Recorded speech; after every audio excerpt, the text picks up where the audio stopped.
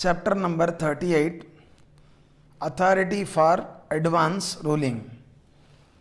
In the Income Tax Act, the provisions relating to authority for advance ruling are contained in Chapter 19B. They are contained where? In Chapter 19B, which starts with Section 245N and goes up to Section 245V. 245V. Under this chapter, the non-resident can make an application. Under this chapter, non-resident can make an application. To whom? To the authority for advance ruling. An authority is created. Okay, the authority is called authority for advance ruling. So, non-resident can make an application to the authority for advance ruling. An authority, I am going to explain about that in few minutes. Okay, raising queries about the tax implications arising on account of transactions entered into by him or proposed to be entered into by him. See, he is entering into some transaction or is proposing to enter into some transactions, and okay, on account of those transactions, what is going to be the tax implications? If he wants to know about it, he can raise queries. He can raise queries through an application to whom? To the authority for advance ruling.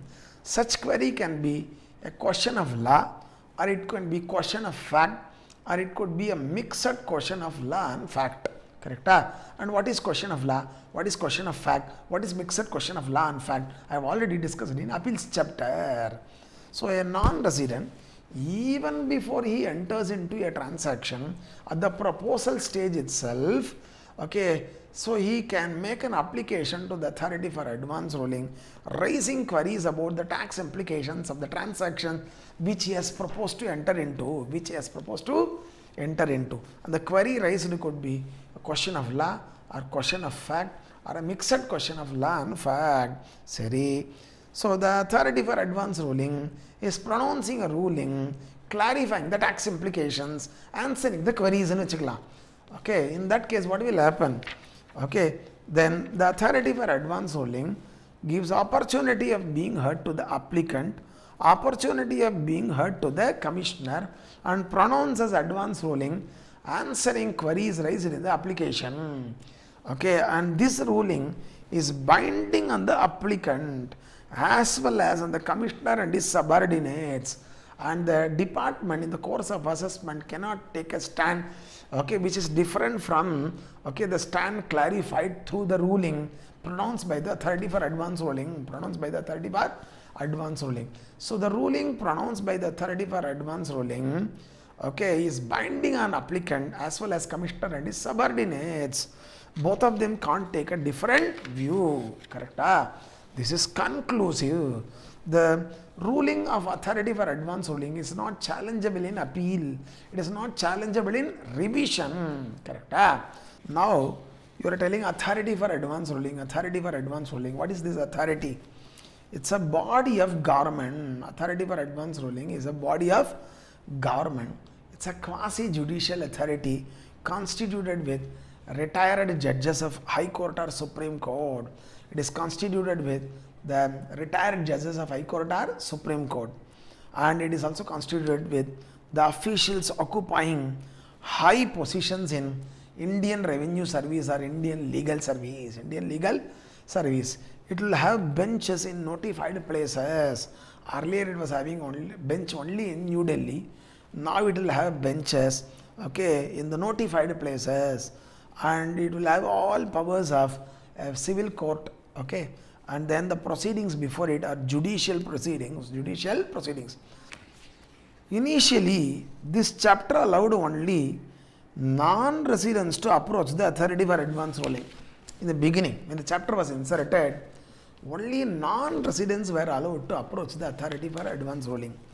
But later on, it was amended, this chapter got amended frequently to accommodate even residents, however subject to certain conditions. So now what is a clear-cut position? Even residents can approach the authority for advance ruling. It is not that it is only for non-residents. Fine. In Settlement Commission chapter, we discuss case definition. Do you remember? Okay, case definition, okay, you should have understood properly. Then only you can decide whether the settlement application is maintainable or not. Whether settlement application is maintainable or not. Similarly, in the chapter authority for advance ruling, you need to understand the meaning of advance ruling. If you don't understand the meaning of advance ruling, okay, then you will not be in a position to comment upon, okay, the maintainability of application before the authority for advance ruling. Whether the application made to the authority for advance ruling, is it maintainable or not maintainable, okay, we need to decide. For that, you need to, okay, thoroughly understand the meaning of advance ruling. Meaning of advance ruling. The term advance ruling is defined in 245N class A. It is defined where? In 245N class A. In 245N class A, there are 4 subclasses. There are how many subclasses? 4 subclasses. What are they? Class 1, class 2, class 2A, class 3. Class 3. Let us take class by class and have a detailed discussion. 245N, class A, subclass 1. Subclass 1. What is given there? A non-resident, okay, enters into a transaction or proposes to enter into a transaction. Proposes to enter into a transaction. Then this non-resident can make an application to the authority for advance ruling in form number 34C. Can make an application to the authority for advance ruling in what form? Form number 34C. Okay, application for what purpose? Raising queries relating to the transaction which he has entered into or proposes to enter into. And that question may be a question of law or question of fact or a mixed question of law and fact. Then pursuant to this application, okay, the authority for advance ruling makes determination in respect of such queries. Make determination in respect of such query. Such determination is advance ruling. Such determination is called what? Advance ruling. Hey, we should be thorough with every subclass here. Let me consolidate. 245N, class A, subclass 1. A non-resident enters into a transaction or proposes to enter into a transaction, then he can make an application to the authority for advance ruling in form number 34C, raising queries relating to the transaction which is entered into or proposes to enter into. And that question may be question of law, or it could be a question of fact, or it could be a mixed question of law and fact. Then pursuant to this application, the authority for advance ruling makes determination in respect of such queries. Such determination, we call it as advance ruling. We call it as what? Advance ruling. Fine. Next is 245N class A, subclass 2. Subclass 2. Listen.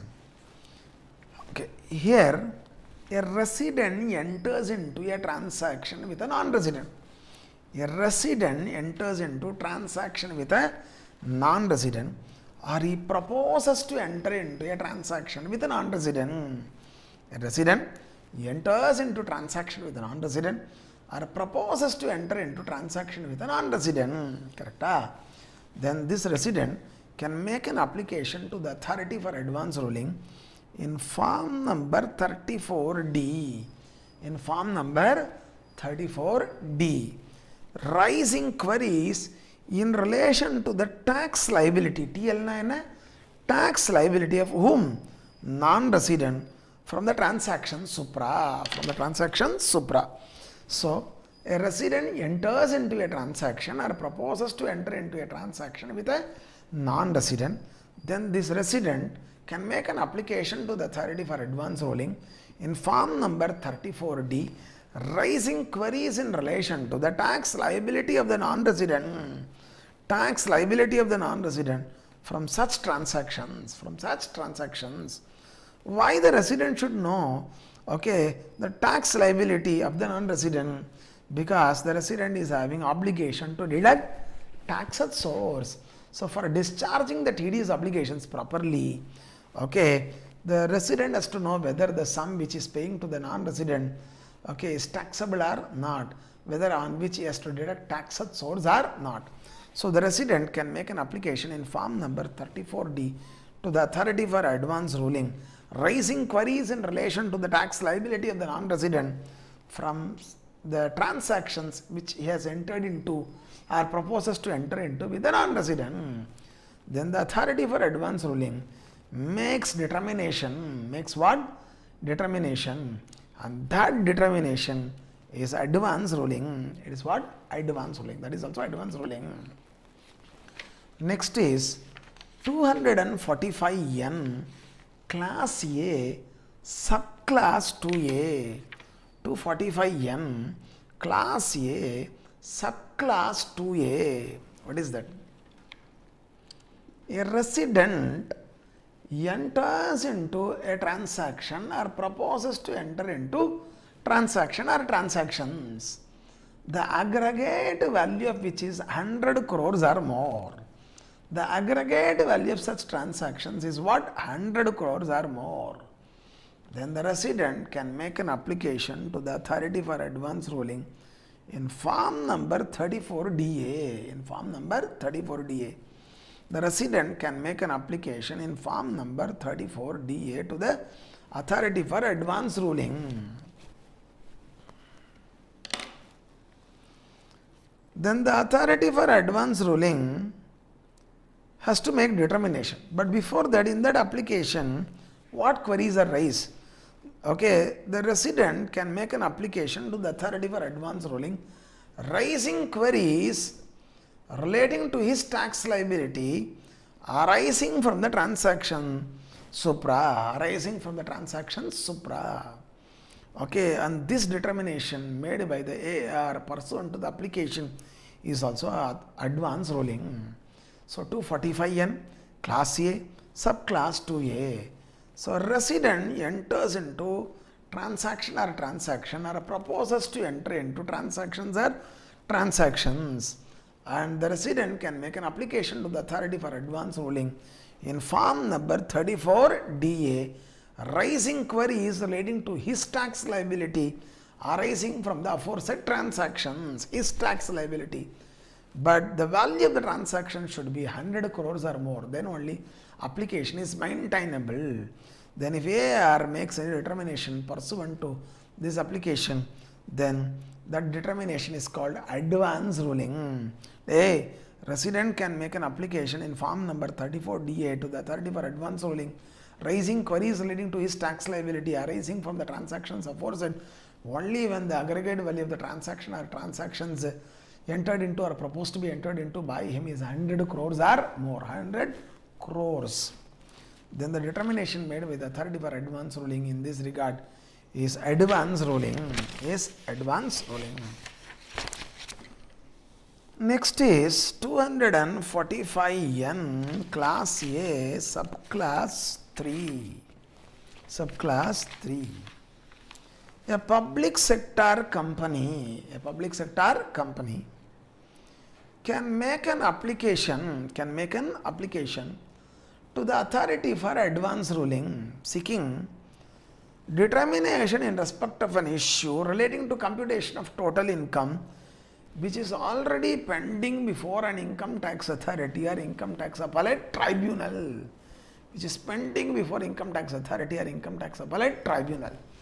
Then the authority for advance ruling pursuant to that application, if it makes any determination, that is also advance ruling. So this is not a benefit available to all resident, only to resident being a public sector company. A public sector company can make an application to the authority for advance ruling in form number 34E seeking determination in respect of an issue relating to computation of total income which is pending before income tax authority or income tax appellate tribunal, Then the authority for advance ruling pursuant to this application, if the authority makes any determination, that is advance ruling, advance ruling. Now the summary of this entire discussion is given here. See this, in 245N class A, there are four subclasses. There are four subclasses.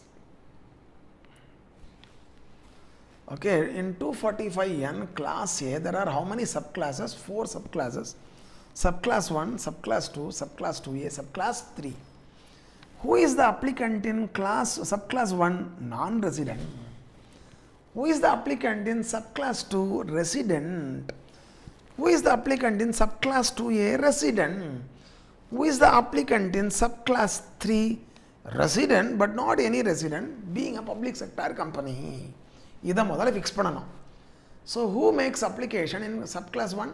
Non-resident. Who makes application in subclass 2? Resident. Who makes in application in subclass 2A? Resident. Who makes application in subclass 3? Resident, being a public sector company. Fine. Next is,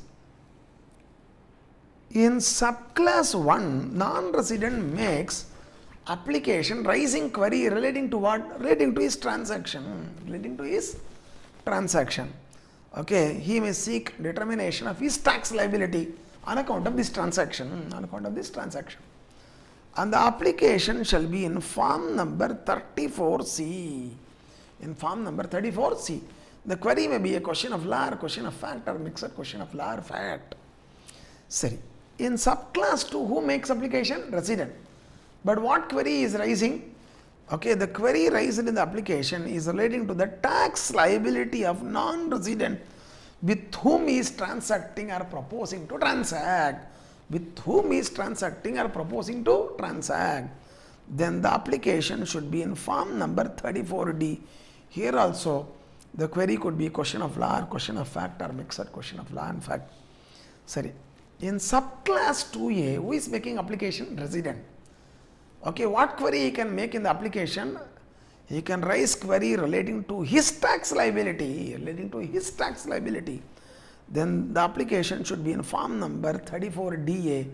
But he can make application, okay, seeking determination of his tax liability in respect of transactions proposed by him only when the value of the transaction, okay, or transactions put together is at least 100 crores. There is threshold limit. It should be at least 100 crores.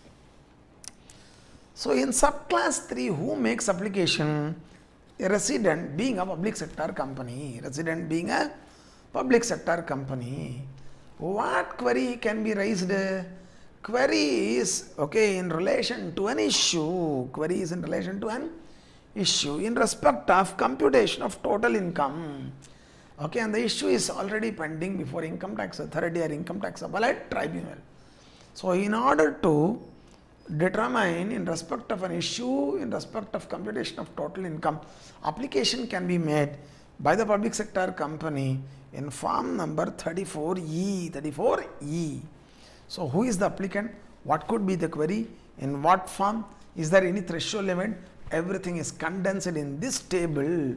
This is a summary of the definition of authority for advance, definition of advance ruling. Kindly go through this. Note. So the definition of advance ruling, if you see, one thing is sure, residential status is significant, okay, in deciding the maintainability of application. Deciding the maintainability of application. So who can make application, what query they can raise, okay, it all depends upon the residential status. So the residential status pertaining to the previous year, immediately preceding the previous year of application, immediately preceding the previous year of application is relevant, in deciding the maintainability of application. You are telling you should be resident, non-resident, blah blah blah, you are telling na. The residential status should be determined, okay, for which year? It cannot be obviously determined for the previous year of application, because, okay, only when that year gets over we can come to know the period of stay in that previous year. Na? So therefore, For deciding the maintainability of application, the residential status shall be seen for the previous year preceding the year of application. Preceding the year of application. So, residential status pertaining to the previous year immediately preceding the year of application is relevant for deciding the maintainability of application. For deciding the maintainability of the application. So, this you need to note. Next is, there are some facts requiring our attention. Facts matra illa.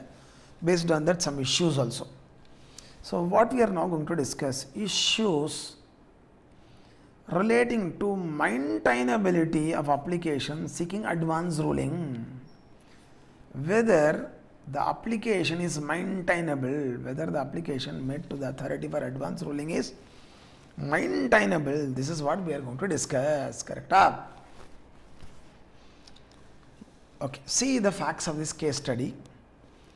An Incorporation is a company incorporated in Netherlands. It is having two wholly owned subsidiaries. One is A Incorporation, another is B Incorporation. A Incorporation, B Incorporation. Both are wholly owned subsidiaries. Both are closely held companies. And this A Incorporation is not an Indian company, but B Limited is an Indian company. B Limited is an Indian company. So, an Incorporation, company incorporated in Netherlands, is having two wholly owned subsidiaries. One is A Incorporation, which is not Indian company. Another is B Limited, which is an Indian company. Both are closely held companies. This is the corporate structure. This A Incorporation, the wholly owned subsidiary of N Incorporation, gives a loan of 36 crores to B Limited, another wholly owned subsidiary of N Incorporation. So, A Incorporation gives a loan of 36 crores to B Limited. Clear? Udane manasula varavendidana. We had a provision, section 222E. Do you remember? So, what is given in 222E? In 222E, there are 4 limbs. Limb 4 I am discussing. There is a closely held company. There is a concern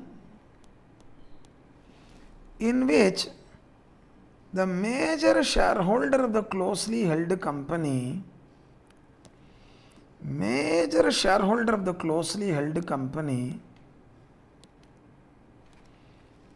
is a member or partner and is having substantial interest. Two are cumulative. The member of the closely held company is a member or partner in the concern and is having substantial interest. So, to this concern, if the closely held company is giving loan, okay, that loan, okay, to the extent of accumulated profits, of the closely held company, to the extent of accumulated profits of the company is dividend. It is dividend. To the extent of accumulated profits of the company is dividend. So, where a closely held company gives loan to a concern in which major shareholder of the closely held company is a member or partner and a substantial interest, that loan to the extent of accumulated profits shall be treated as dividend. Correct. Absolutely no issues. Dividend. Now come to this case. Abdiye fit panne. In this example, there is B Limited, that is a lending, A Incorporation, that is a lending company, closely held company, A Incorporation. Okay, what is a concern which is getting loan? B Limited. Okay, who is the major shareholder in this A Incorporation? The major shareholder in this A Incorporation is N Incorporation. Only shareholder, major shareholder. So, the major shareholder is N Incorporation.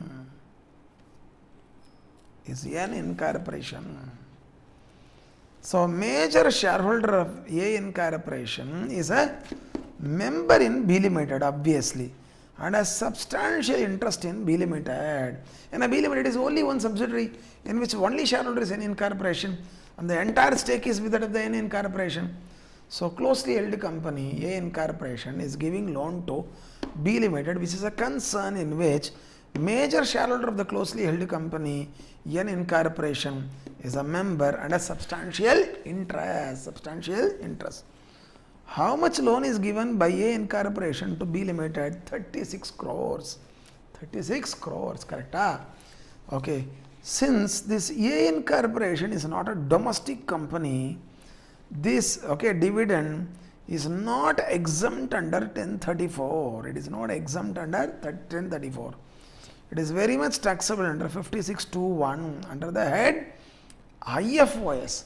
Now our doubt is, this 36 crores, should it be taxed in the hands of N Incorporation or should it be taxed in the hands of B Limited? This 36 crores being the deemed dividend under 222E, which is taxable, which is not exempt under 1034, it is taxable under the head IFOS. Should it suffer a tax in the hands of the concern which is receiving loan or in the hands of the major shareholder? In the hands of major shareholder. This is the query of N Incorporation. That is the query of whom? N Incorporation. This 36 crores is deemed dividend, correct. It is not exempt under 1034, correct. It is taxable under the head IFOS, correct. Should it get taxed in the hands of the recipient concern or should it be taxed in the hands of the major shareholder who is having substantial interest in the concern? This is the issue. And we have already discussed in dividend chapter, this should be taxed only in the hands of the shareholder, not in the hands of the concern. It should get taxed only in the hands of the major shareholder. Like this we have discussed. But at that time, N Incorporation was not having this clarity. Are you all listening? There were no judgments in this regard. So N Incorporation approached the authority for advance ruling. N Incorporation approached the authority for advance ruling. Query N. This 36 crores loan given by A Incorporation to B Limited, obviously it's dividend under 222E. It is not exempt under 1034. It is very much taxable under the head IFOS. Should it be taxed in our hands or in the hands of B Limited, the recipient concern? This is the query raised. Sorry. Next query is, if it is taxable in our hands, in the hands of any incorporation, do we have any relief pursuant to the DTAA between India and Netherlands? Pursuant to DTAA between India and Netherlands, is there any relief if this is to be taxed in our hands? Like this, N Incorporation is making an application to the authority for advance ruling, raising queries. Did you understand? So what is the query of N Incorporation? First of all, is this dividend in our hands or in the hands of B Limited? If it is to be taxed as dividend in our hands, then are we entitled to any relief under DTAA between India and Netherlands? These are the two queries raised in the application. Now what happens? The authority for advance ruling, the moment it receives the application, a copy of it is forwarded to the commissioner. A copy of the application is forwarded to whom? To the commissioner. Now the commissioner raises objection. This application is not maintainable. Like this is raising objection. So now the issue to be determined by the authority for advance ruling is, not as to whether it should be taxed in the hands of B Incorporation, B Limited or N Incorporation. That's secondary. First, this application is maintainable or not. That should be decided. Now, there are 5 subclasses in 245N class A. Subclass 1, subclass 2, subclass 2A, subclass 3. Here, the applicant is a non-resident here. Applicant here, N Incorporation. N Incorporation is a non-resident. So, in these 4 subclasses, There is only one class which talks about a non-resident applicant. Here who is the applicant? Resident. Here who is the applicant? Resident. Here who is the applicant? Public sector company being a resident. So that means, okay, in the current case 245N, A, 2, 2A3, etc. will not apply. Okay, because here who will be the applicant? Applicant should be a resident. But since the applicant is non-resident, none of these provisions will apply. So we need to see only 245N, class A, subclass 1, subclass 1. There, recollect, where a non-resident enters into a transaction or proposes to enter into a transaction, he can raise queries through application to the authority for advance ruling in relation to his transaction. In this case, though the applicant is a non-resident, the query is raised in relation to a transaction between A Incorporation and B Limited. So, a non-resident can make an application to the authority for advance ruling raising queries only in respect of transaction entered into by him or proposed to be entered into by him. This is not a transaction entered into by an incorporation. This is a transaction entered into between A Incorporation and B Limited. So, an incorporation, though it may be affected because of the transaction between A Incorporation and B Limited, still it cannot raise this query because 245N class A subclass 1 allows the non-resident to raise only queries relating to his transaction, not transactions entered into by others which is having impact on him, So 245N class A only it will not fit in 2, 2A or 3 because the applicant is resident. In these classes it can come only when the applicant is a non-resident. These classes could be invoked, subclasses could be invoked only when the applicant is a resident. But in this case applicant is a non-resident. So application is not maintainable. This way you need to understand. See, this is the conclusion here. Non-resident can make an application to the authority for advance ruling seeking determination in relation to the transaction, undertaken by him and not by some other person. In this case, the non-resident seeks determination in respect of transaction undertaken by A Limited and B Limited. Therefore, application is not maintainable. In our handwritten notes, it is issue number 3. See this. There is X Limited Indian company. There is a company X Limited Indian company. It is having Z, a non-resident overseas agent. Okay, for what purpose the agent is appointed? Okay, for selling and marketing the goods produced by X Limited. So the very role of X, the Z, the non-resident overseas agent, is to solicit orders, okay, confirmed orders from the customers abroad, pass it to X Limited. For that, X Limited will be paying commission. From the customers abroad, Z, the non-resident overseas agent, has to procure confirmed orders, pass it to X Limited. For that, X Limited will reward Z by giving a commission.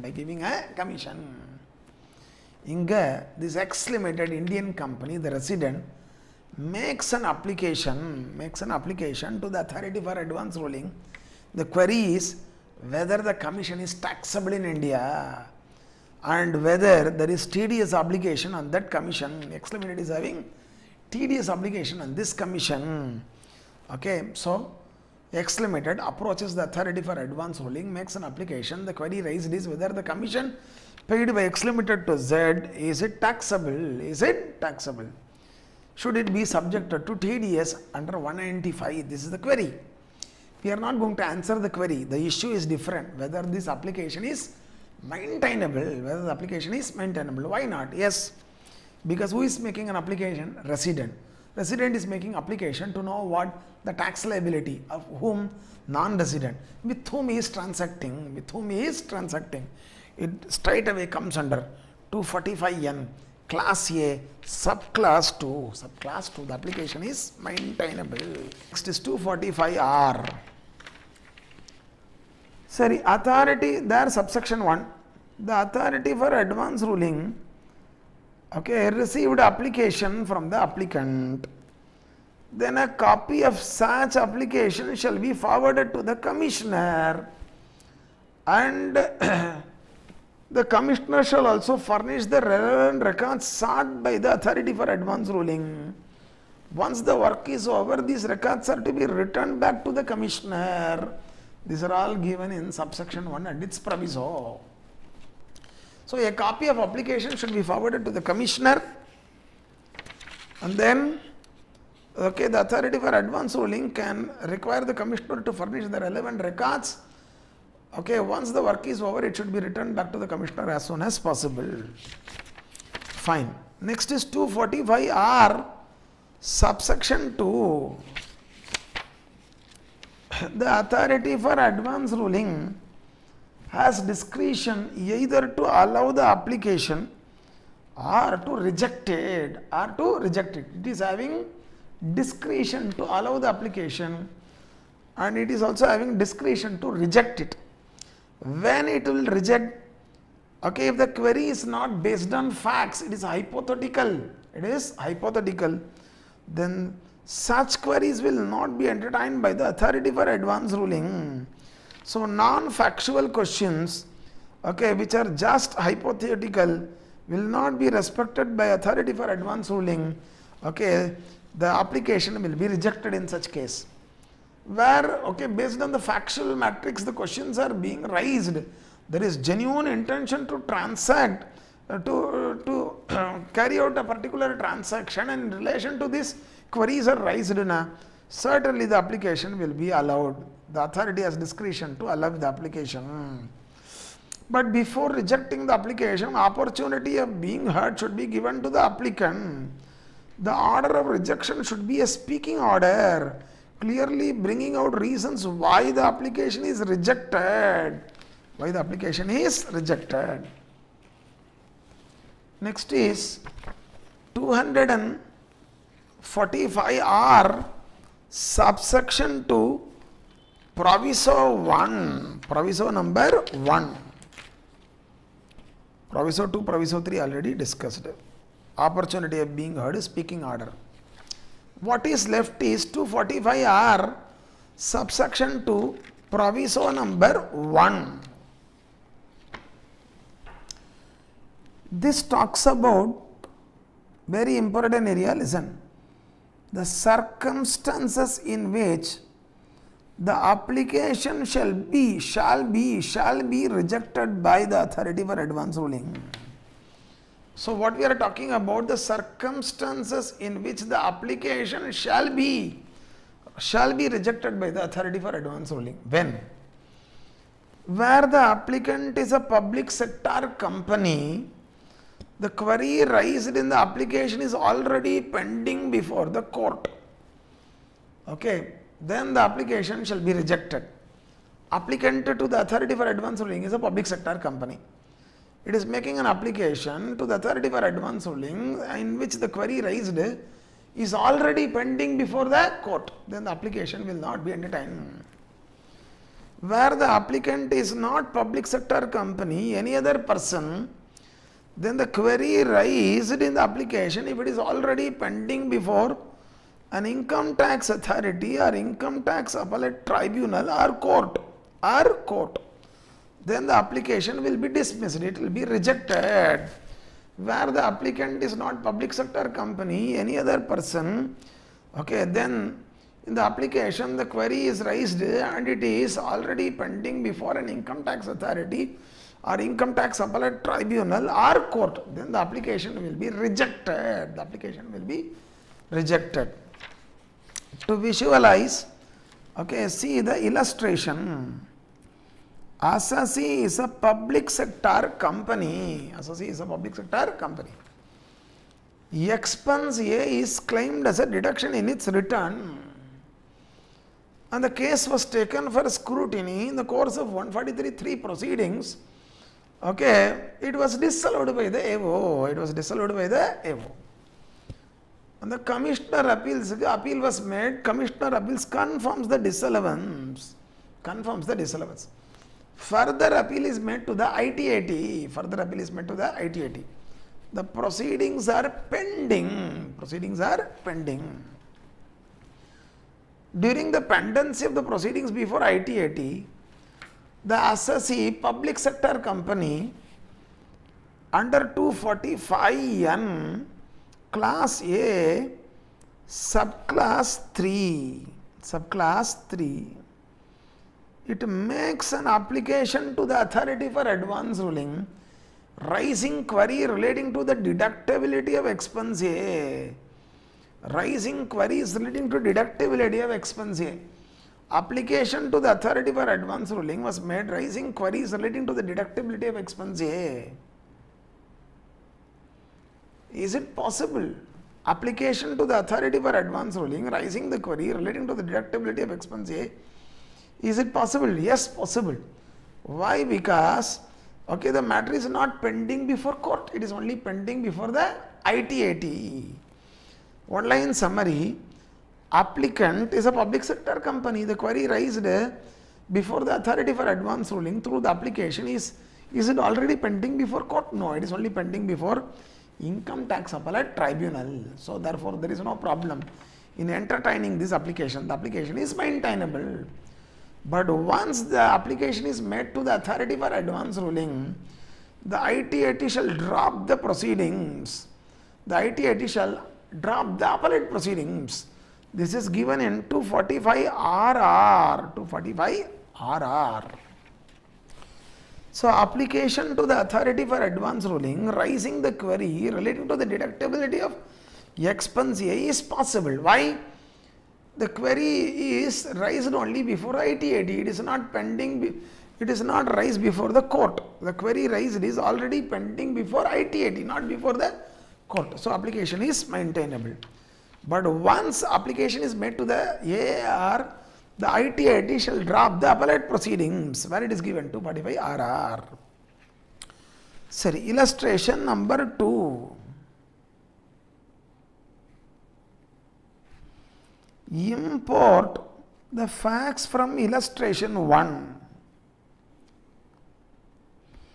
Import the facts from illustration number 1. Import the facts from illustration number 1. There, extending the facts, appellate proceedings were pending before ITAT. Na? Appellate proceedings were pending before ITAT. Assume it is not pending before ITAT, it has been decided by ITAT, and ITAT is also confirming the disallowance. ITAT is also confirming the disallowance. Assessee Public Sector Company filed appeal under 260A before the High Court challenging the order of ITAT. Challenging the order of ITAT. Now the proceedings are pending before the High Court. High Court. Now can the assessee make application to the authority for advance ruling? No. As per 245R subsection 2 proviso 1, not possible. Why? The query raised in application before the authority for advance ruling is already pending before High Court. Already pending before the High Court. So application is not maintainable. Application is not maintainable. So where the query raised in the application made to the authority for advance ruling is already pending before the High Court, the application is not maintainable if the applicant is a public sector company. But if the applicant is a person other than public sector company, the query raised in the application made to the authority for advance ruling is already pending before income tax authority or income tax appellate tribunal or court. Then okay, the application to the authority for advance ruling is not maintainable. Not maintainable. That is a fundamental difference. Illustration 3. Import the facts from illustration 1. Import the facts from illustration 1. Assassi is a resident not being public sector company. Assassi is a resident not being a public sector company. The amount of expense A is more than 100 crores. The amount of expense is more than 100 crores. Okay. Application to the authority for advance ruling maintainable? No. Why? Already the appeal is before whom? Pending before the ITAT. Appeal is before the ITAT. So therefore, as per 245R subsection 2 proviso 1, application is not maintainable. Where the assessee is a resident other than a public sector company and the amount of expense is more than 100 crores, still the assessee cannot make an application to the authority for advance ruling before, because already the application, the issue is pending before the ITAT. The issue is pending before the ITAT. So if the applicant is any person other than public sector company, query raised, okay, if it is already pending before income tax authority or income tax appellate tribunal or court, the application will be dismissed. It is not maintainable. Sorry, issue 1. When can we say that the issue is already pending before an income tax authority? If the query raised in the application pertains to an issue which is already pending before an income tax authority or income tax appellate tribunal or court, the application is not maintainable. But when can we say the issue is already pending before an income tax authority? See, for the relevant assessment here, just because return is filed, okay, the proceedings are pending before income tax authority, we cannot approach authority for advance ruling. Can we say so? No. See, just because return of income is filed for the relevant assessment year, it cannot be an impediment for us to approach authority for advance ruling. We can still approach authority for advance ruling. Sin Oceanic Shipping ASA Norway Supreme Court judgment. Sorry. Next is return was filed for the relevant assessment year. The case was also taken for scrutiny. 143.2 notice in pre-printed form was generated by the computer and it was issued to the assessee. Still the question is not pending before income tax authority. The issue is not pending before income tax authority. Application to authority for advance ruling is possible.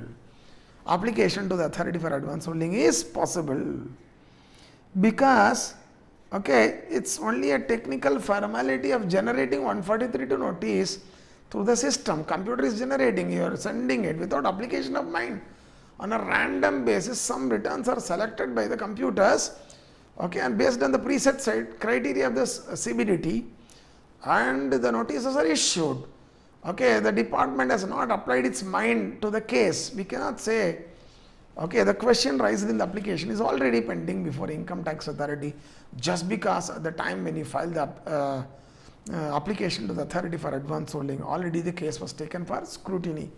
That itself cannot be an impediment for you approaching the authority for advance ruling. You can approach. Next is, they have not just issued 143.2 notice in pre-printed form.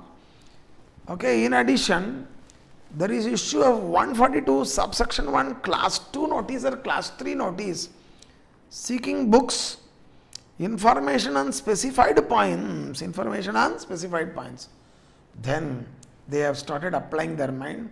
The question raised in the application, okay, is already pending before the income tax authority. Application is not maintainable. Assessee can't approach the authority for advance ruling. So one line summary, for the relevant assessment year, just because return was filed, that doesn't mean the question raised in the application is already pending before income tax authority. At the time of filing application to the authority for advance ruling, if already the case for the relevant assessment year was taken for scrutiny, a pre-printed 143 notice is issued to the assessee, still the application to the authority for advance ruling is maintainable. This itself will not make the question raised in the application already pending before an income tax authority. but where the department has not just stopped with serving 143(2) notice in pre-printed form. It issues 142 subsection 1 class 2 notice seeking books. It issues 142 subsection 1 class 3 notice seeking information on specified points. Okay. So after receiving this 142 subsection 1 class 2 notice or class 3 notice, you cannot approach the authority for advance ruling because already the issue is pending before the income tax authority. Okay, the case got opened up before the income tax authority. Assessee can't approach the authority for advance ruling. So issue is already pending before income tax authority. So this clarity you should be having.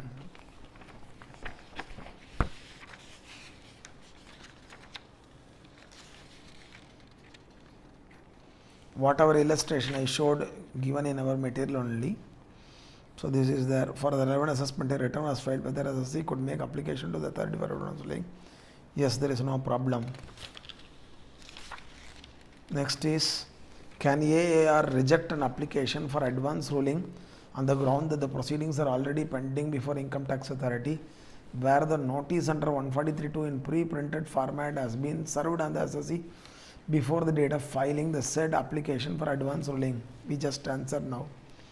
Okay, next is, but where 142 subsection 1 class 2 notice or class 3 notice seeking books and information is sent in the department has started applying its mind to the case, the entire proceedings got opened up, the question raised in the application is already pending before income tax authority. So thereafter we cannot make an application to the authority for advance ruling. These are all there.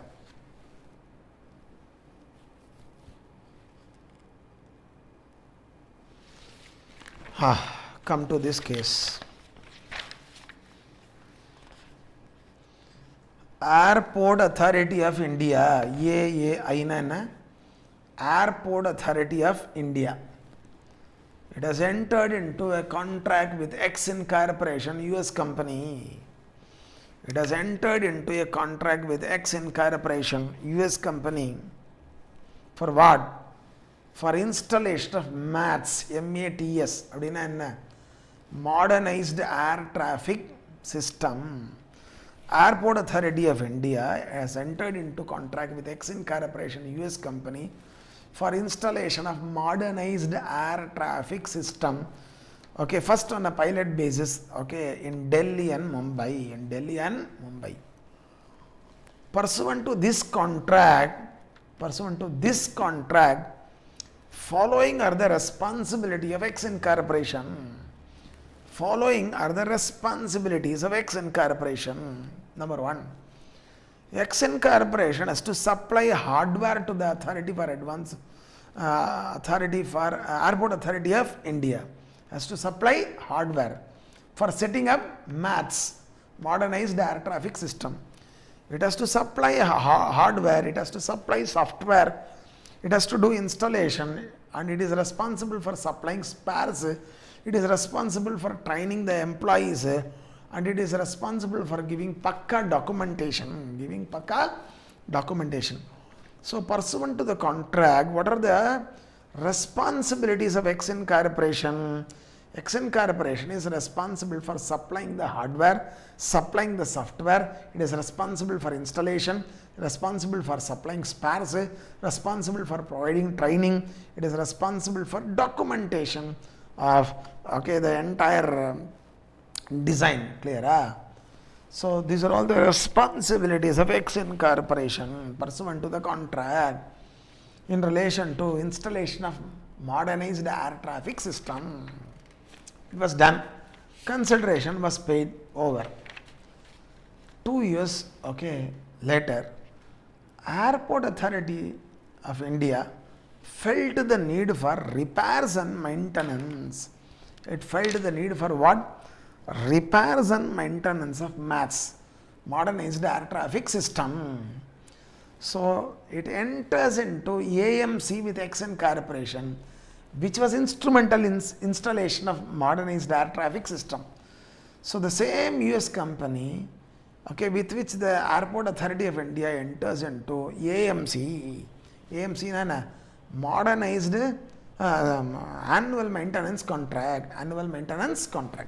So Airport Authority of India enters into AMC annual maintenance contract for maintenance of modernized air traffic system with the same US company which was helping it in installation of MATS, modernized air traffic system. Pursuant to the AMC, what are the responsibility of Exim Corporation? It is responsible for doing repairs and maintenance to hardware. It is responsible for doing repairs to the repairs and maintenance to the hardware. Then it is responsible for modification and anomaly resolution of software. It is responsible for modification and anomaly resolution of the software. So these are the responsibility of US company Exim Corporation, okay, pursuant to AMC. It has to do repairs and maintenance of hardware used in setting up the modernized air traffic system. It has to do modification and anomaly resolution of the software.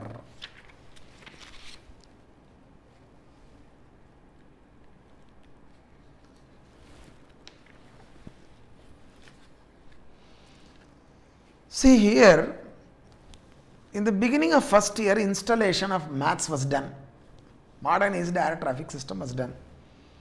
Then 2 years over, first year and second year. Third year, in the beginning, the Airport Authority of India felt the necessity for, okay, the repairs and maintenance of MATS. Repairs and maintenance of MATS. So it enters into AMC in the third year. In the third year with the US company. The third year, it has made payment okay, to the US company after deducting tax at source under 195. After deducting tax at source under 195. In year number 4, the second year also there is AMC, annual maintenance contract, pursuant to which payment was made after TDS under 195. After TDS under 195. In year number 5 also there is annual maintenance contract, pursuant to which payment is yet to be made. Payment is not yet made. Payment is yet to be made. So Exim Corporation, citing Article 7, the US company citing Article 7 of DTAA between India and US, requests non-deduction of tax. Requests first 2 years you deducted tax at source, that itself is unwarranted. Please don't deduct tax at source for the third year of AMC, because this is our business profits. We don't have any PE in India as per Article 7 of DTA between India and US. Okay, so the sum will get taxed in India only when we have PE in India. We don't have PE in India. It is not taxable in India. There is no TDS obligation. There is no TDS obligation. So don't deduct tax at source. Pay the money without TDS. This is the request of Exim Corporation. Okay, so now I shall give you one information also, additional information. For the third year and fourth year, the amount was received after TDS, na? So to claim the TDS as refund, Exim Corporation for year 3 and year 4 filed return offering nil income, contending exemption under Article 7, It was claiming the tax deducted at source as a refund. But the assessing officer, in the course of scrutiny assessment for these 2 years, held that this is taxable. This doesn't come under Article 7, this is taxable. It is fee for technical services. That way he is thinking, it is taxable. Commissioner Appeals also upon appeal held that it is taxable. So the aggrieved Exim Corporation filed an appeal before the ITAT. For year 3 and year 4, pursuant to AMC, Airport Authority of India has paid the sum after deducting tax at source. So Exim Corporation, okay, has to file return to the AO for getting the refund of the TDS. So it files return offering nil income, contending exemption under Article 7. But in the course of scrutiny assessment, assessing officer was contending it is not business profits. Only to tax business profits we need PE. This is what technical services. This is fee for technical services. Therefore, it is very much taxable. It doesn't come under Article 7 now. And assessee agreed, took the matter to the Commissioner Appeals. Commissioner Appeals also confirmed the addition Okay, Commissioner Appeals felt that it is taxable. The aggrieved Exim Corporation challenges the issue before the ITAT. Now the issue is pending before the ITAT. What is the issue pending? Whether the sum received pursuant to the annual maintenance contract, is it taxable in India? This is a question pending before the ITAT at the instance of Exim Corporation. At the instance of Exim Corporation. So this is a flashback for year 3 and year 4. But now Exim Corporation has approached the Airport Authority of India, requested payment pursuant to AMC without TDS, citing Article 7 of DTIA. Correct? Now the Airport Authority of India plays safe. In order to get confirmation as to whether whatever Exim Corporation says is correct or not, Airport Authority of India, in order to get confirmation, makes an application to the Airport Authority for Advance Ruling. Authority for Advance Ruling makes application to the Authority for Advance Ruling. The query raised is there any TDS obligation under 195? We are going to make payment to this foreign company, US company, pursuant to annual maintenance contract. On this, do we have TDS obligation under 195? This is the query raised by Airport Authority of India to the Authority for Advance Ruling. It is playing safe. Correct? Authority for Advance Ruling, okay, forwards a copy of this application to the Commissioner. Commissioner is raising an objection. This issue is already pending before the ITAT, though not for the same year, for a different year, it is pending before the ITAT. The question raised in the application made to the Authority for Advance Ruling is already pending before the Income Tax Authority, Income Tax Appellate Tribunal in respect of year 3 and year 4. So therefore, the application shall be rejected. It is not maintainable. And further, assessee, instead of approaching the Authority for Advance Ruling, could have made an application to the AO under 195 to raise the same question before the AO. Alternative remedy is available. Why should you come to the Authority for Advance Ruling? Especially when the identical question is pending before the ITAT for a different year. So application should be rejected. This is the contention of the Commissioner. But Authority for Advance Ruling, okay, entertained the application. The application was regarded as maintainable. Karana enna theriyuma? See, first of all, the question before the Authority for Advance Ruling is whether the sum paid to the US company pursuant to AMC, okay, should it be subjected to TDS? Should it be subjected to TDS? Do we have TDS obligation on the sum which we are paying pursuant to AMC to the US company Exim Corporation? This is the query before Authority for Advance Ruling. What was the query before ITAT? The query before ITAT is whether the sum is taxable or not. Whether the sum paid pursuant to the annual maintenance contract, is it taxable in India or not? This is the query before ITAT. These two questions are not identical. They are interrelated. We do agree. They are interrelated but not identical. The question before ITAT is whether the sum is taxable or not. The sum received pursuant to AMC, is it taxable or not? The question before Authority for Advance Ruling is whether on that sum we have TDS obligation or not. So to answer this question as to whether there is TDS obligation or not, certainly the Authority for Advance Ruling has to verify whether it is taxable in India or not. Okay, these two questions are interrelated but not identical. Sorry. The question before ITAT was raised by Exim Corporation, but the question before Authority for Advance Ruling is raised by Airport Authority of India, and this question is raised by Airport Authority of India on its own behalf, not on behalf of Exim Corporation. Correct? So it has approached on its behalf only. Here, the query is raised by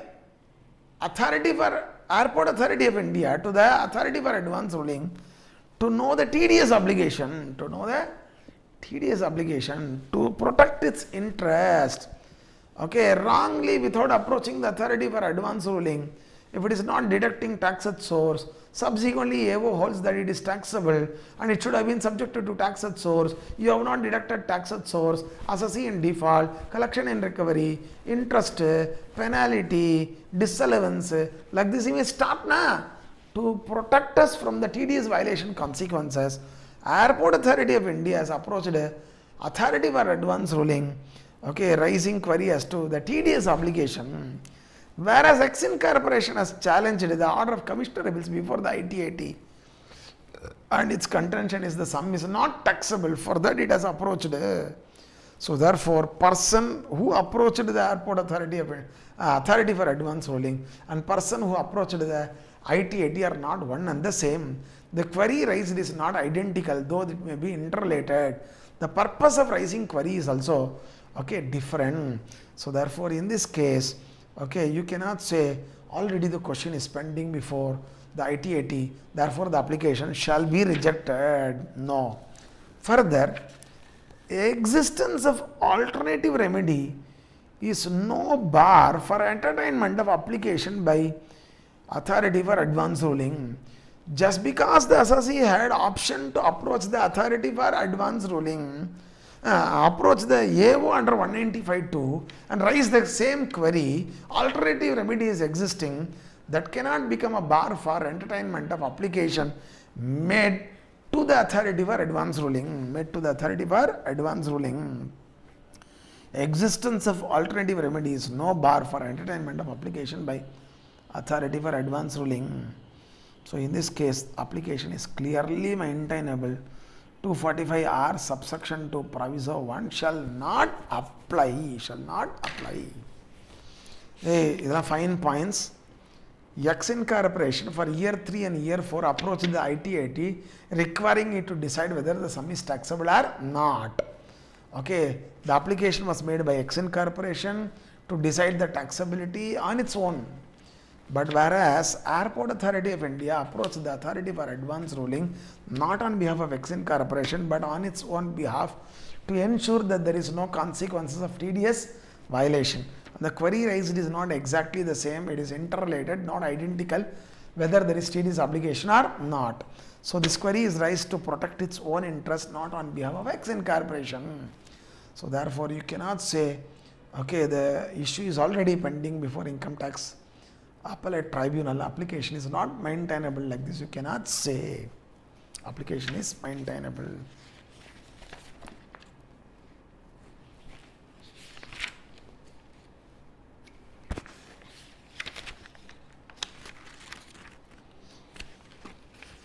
And existence of alternative remedy under 195(2), that is approaching AO, making application and seeking TDS obligation, clarity on TDS obligation, okay, is no bar in approaching the Airport Authority for advance ruling. That is an alternative remedy. Assessee is an option, is having an option. Either he can approach AO or he can approach the authority for advance ruling. It is his choice. You cannot say that remedy is available now, go there, like this. You cannot say.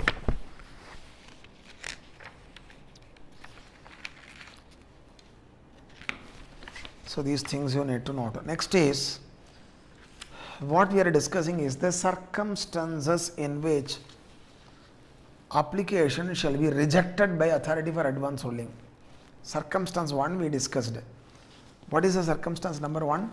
Where applicant is a public sector company, the question raised in the application, if it is already pending before the court, the application shall not be maintained by the Airport Authority for advance ruling. Where the applicant is any person other than a public sector company and the question raised in the application is already pending before income tax authority or income tax appellate tribunal or court, then the application is not maintainable. This is circumstance number 1. Number 2, where the question raised involves determination of fair market value of any property or service, then the application is not maintainable. You cannot use authority for advance ruling for valuation purpose. For that, registered valuers are there, approach them. Where the question raised involves determination of fair market value of any property or service, application is not maintainable. Please determine the fair market value of this asset. So, no, already you cannot use the AAR for valuation matters. Then the application will be rejected. Airport authority of wrong. One authority gets confused with another authority.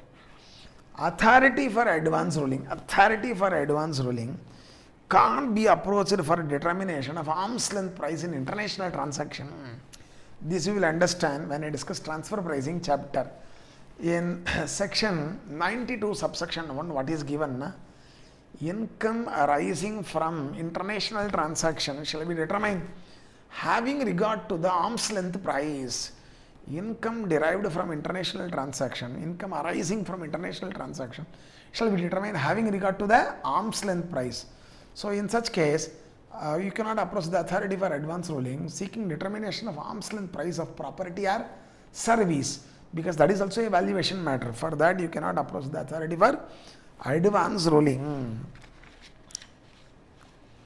Next is where the question raised in the application before authority for advance ruling relates to a transaction or issue which is designed prima facie for avoidance of tax, then the authority for advance ruling shall reject the application.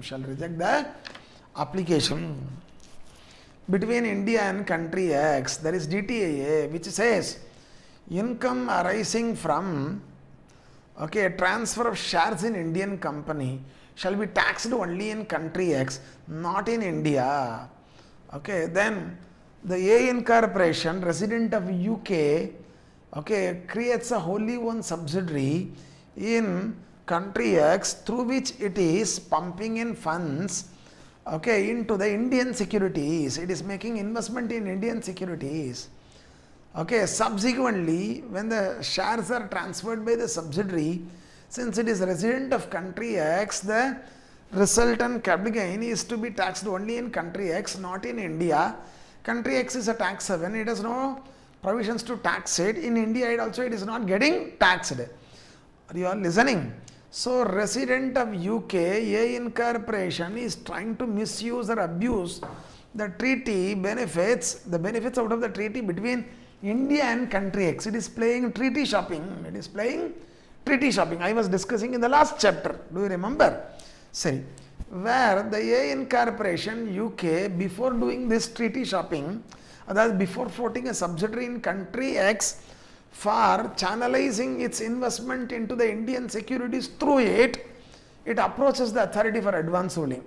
To the authority for advance ruling, it is making a prayer. Sir, we want to create a wholly owned subsidiary in country X, with which India is having DTAA, and the DTAA between India and country X says, any capital gain arising on account of transfer of shares in Indian company to a resident of country X will be taxed only in country X, not in India.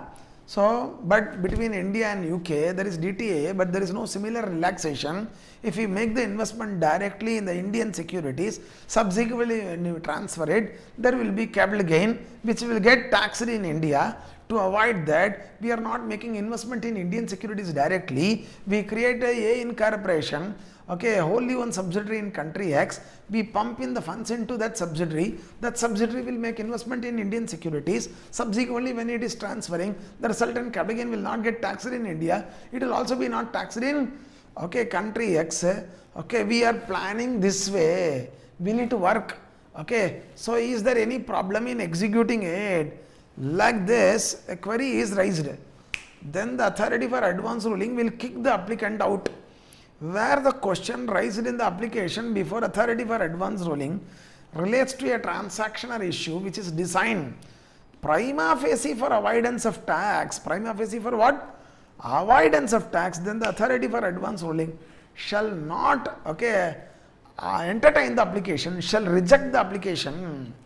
You cannot use the authority for advance ruling as a person who is giving consent for all your dubious schemes for avoidance of tax. So, where the question raised in the application before the authority for advance ruling relates to a transactional issue which is designed prima facie for avoidance of tax, then the authority for advance ruling shall reject the application. Whatever exception, if such types of questions are raised by a public sector company which is pet child of the government, in which government is only having maximum stake, no problem, the authority for advance ruling can entertain. Questions of such type entertained by public sector companies, raised by public sector companies, could be entertained by authority for advance ruling, not for others, not for others. Sorry, this is section 245R, subsection 2, proviso 1. We discuss the circumstances in which the authority for advance ruling shall reject the application,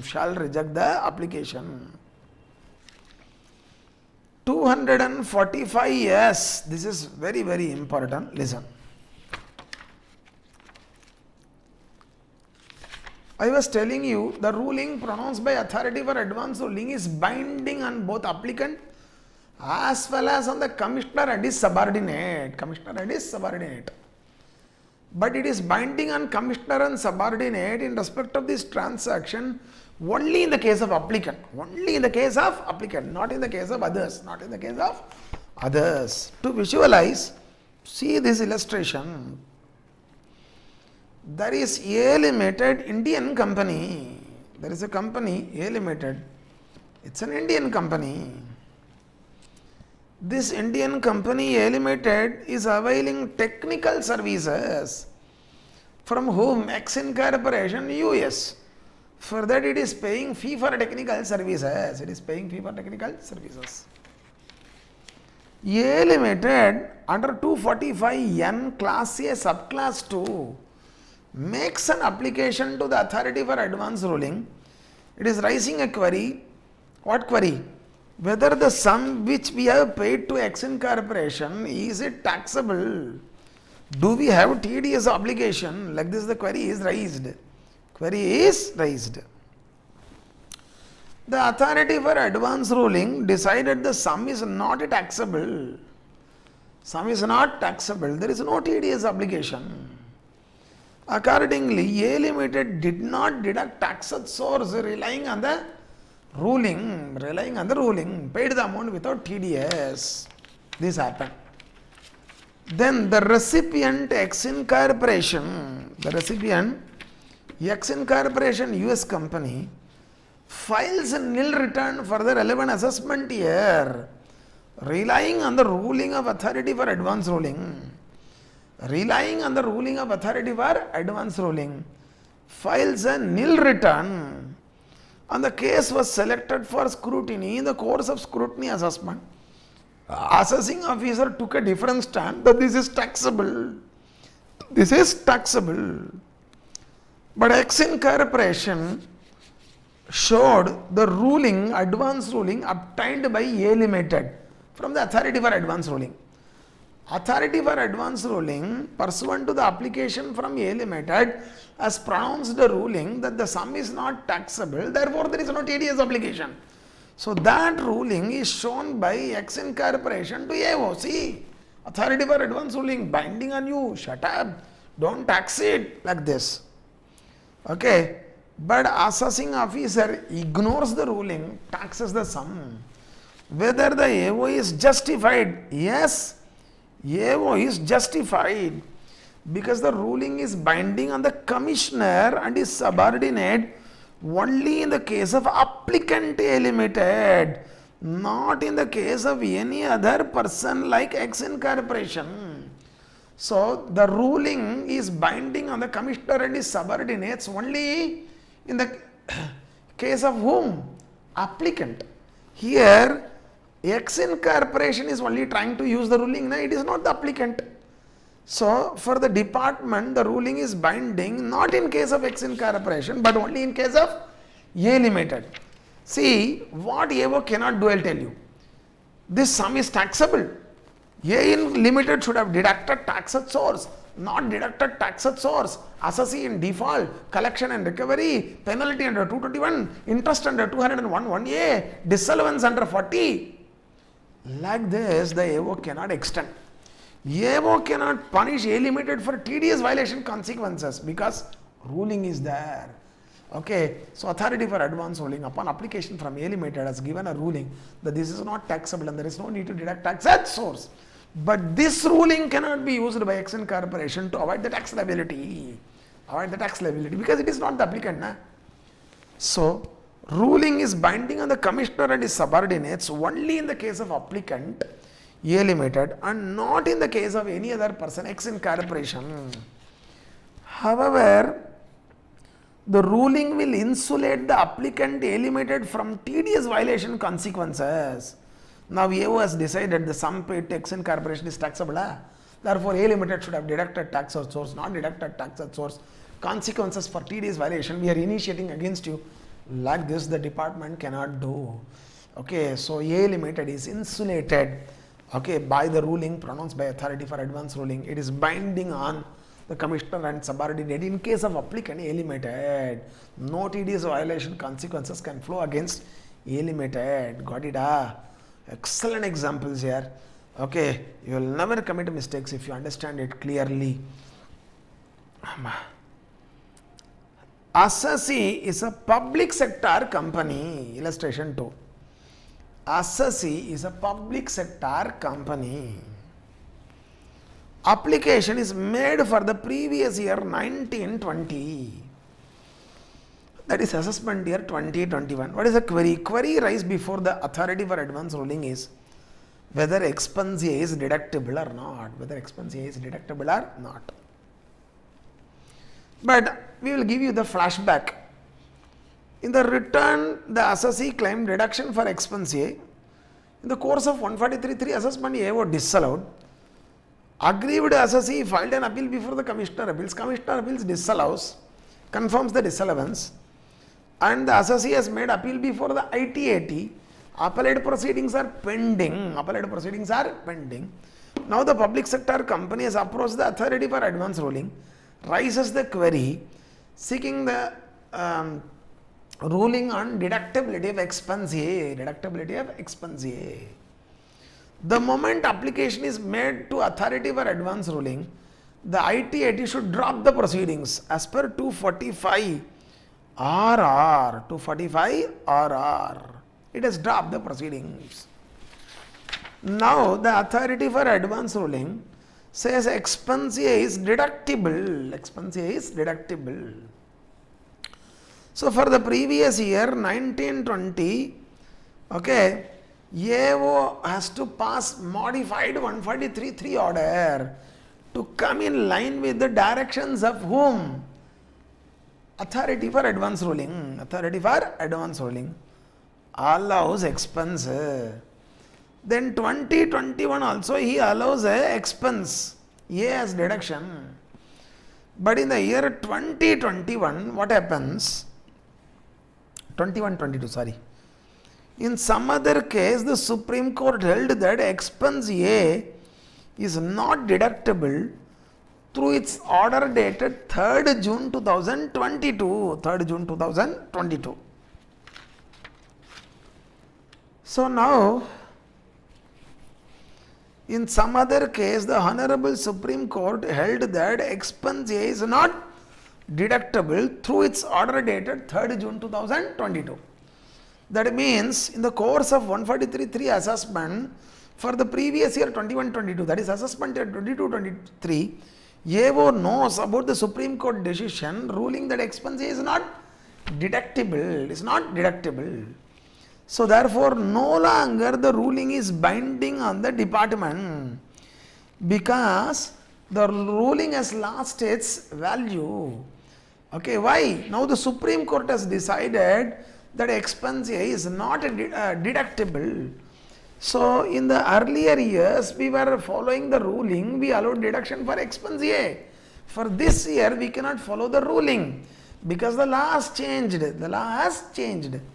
So therefore, in this case, for the year 21-22 onwards, for expense A, the department will not follow ruling of the authority for advance ruling. It will neglect it and disallow the expense A. Right from the previous year 21-22, assessee cannot claim deduction for expense A using the ruling of authority for advance ruling. Using the ruling of authority for advance ruling. So advance ruling shall be binding only so long, okay, when the laws of the law is not changed, the facts have not changed. Advance ruling shall be binding unless there is change in law or facts on the basis of which it has been pronounced. Once there is change in law or facts based on which the ruling was pronounced, then the ruling has lost its binding nature.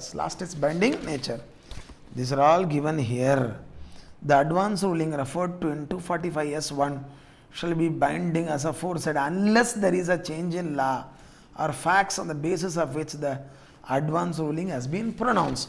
Ruling obtained for one year can be used by the applicant for all other years, subsequent years also, until the law changes or the facts are changing.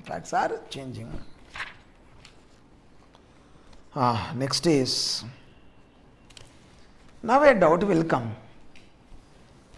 For the earlier 2 years, the assessing officer allowed expense A as a deduction following the ruling of authority of advance ruling, na? But now the Supreme Court has decided the expense A is not deductible, na? Can the AO reopen the case for the earlier years under 147? Or can AO initiate 154 rectification proceedings to amend the order of assessment for the earlier years to disallow expense A? Or Commissioner can step in under 263 to exercise revisionary jurisdiction to disallow expense A? Is this possible? No.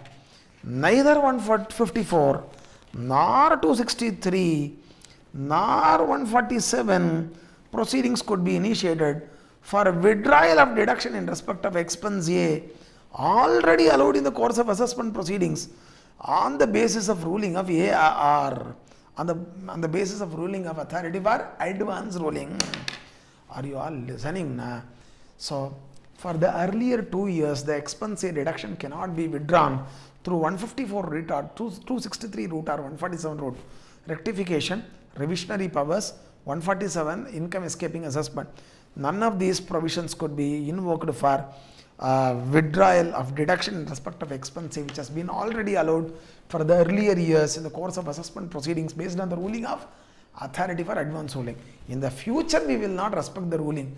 The ruling already respected, now we will not disturb it. Prudential Assurance Company Limited, Bombay. So that you need to note. So based on retrospective amendments or later decisions of the jurisdiction of the High Court or Supreme Court, it is not possible for the department to take action under 154 or 147 or 263 to modify the assessment in conformity with the ruling of AR. The orders passed pursuant to the ruling of AR becomes final and can't be questioned under any proceedings under this Act. The very purpose of Chapter 19B is to bring certainty in tax regime, thereby preventing disputes. So, however, such ruling will not be binding in the future. Bombay judgment.